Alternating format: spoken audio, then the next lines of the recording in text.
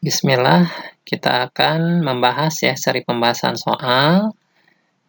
Sekarang kita akan coba fokus ke bab sifat koligatif larutan ya. Kita mulai, ini soal pertama kita.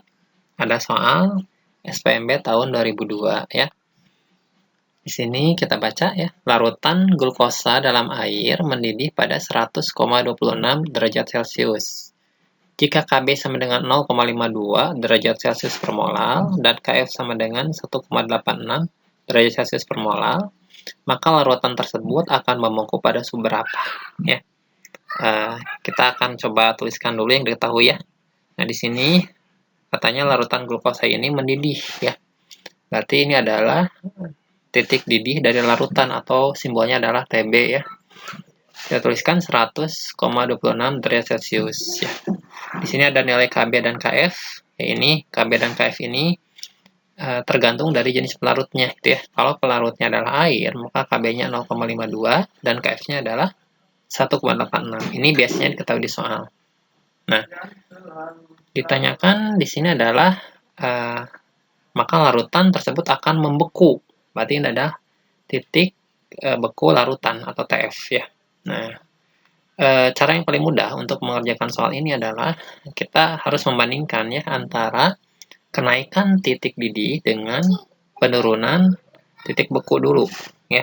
Nah, jadi yang bisa kita bandingkan adalah perubahannya atau delta TF sama delta TB-nya. Nah, dari TB 100,26 derajat Celcius kita bisa mencari perubahannya atau kenaikan titik didihnya. Di mana air itu kan titik didihnya adalah 100 ya. Nah, ini ternyata larutannya menjadi 100,26, maka kenaikan titik didihnya berapa? Nah, kenaikan titik didihnya adalah 0,26 derajat Celcius ya. Nah, coba kita bisa bandingkan di sini ya. Jadi kita bandingkan delta TF dengan delta TB.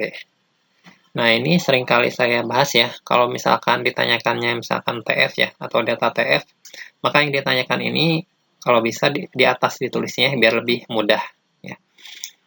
Jadi delta TF per delta TB sama dengan M atau molalitas dikalikan Kf ya. Dibagi, ini juga sama, delta TB adalah M dikalikan Kb. Ya, ini tidak dikalikan I, kenapa? Karena glukosa itu termasuk larutan yang non-elektrolit ya, jadi tidak usah dikalikan I.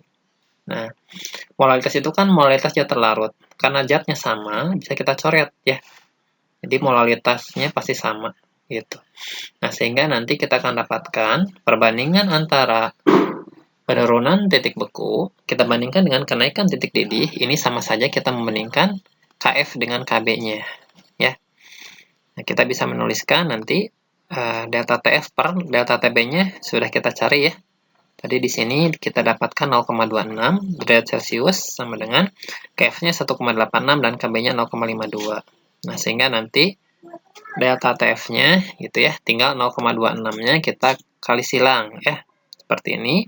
Dan kita bisa coret nih antara 0,26 dengan 0,52 ya. Ya, ini bisa kita bagi dua-duanya dengan 0,26 ya. Jadi 0,26 dibagi 0,26 adalah 1, sedangkan 0,52 dibagi 0,26 adalah 2.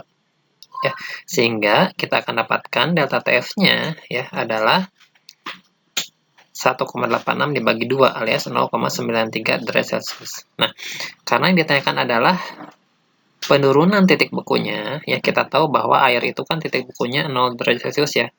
Sehingga nanti TF-nya tinggal kita minkan saja gitu. Ya, tinggal kita minkan saja seperti ini. Jadi TF-nya adalah minus 0,93 derajat Celcius ya. Jadi jawabannya adalah yang D.